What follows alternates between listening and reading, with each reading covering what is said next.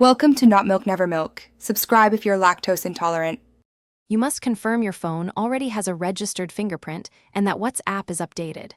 Once ready, open WhatsApp and tap Settings, then Account, then Privacy. Make sure you are not using any additional lock apps that interfere.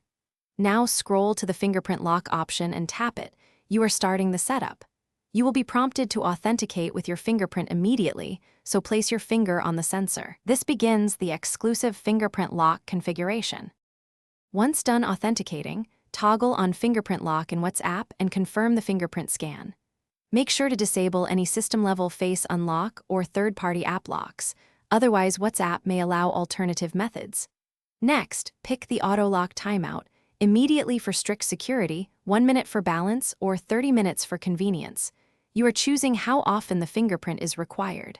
After selecting, WhatsApp applies the setting. Test it by exiting the app and reopening to confirm the fingerprint prompt appears.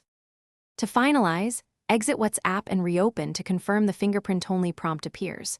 You should not be offered a PIN or Face ID.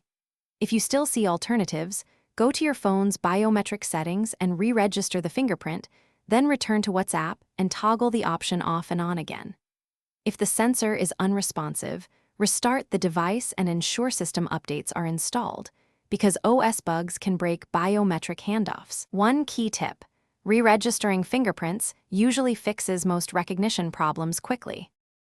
Thanks for watching. If this was helpful, leave a like and consider subscribing. See you next time.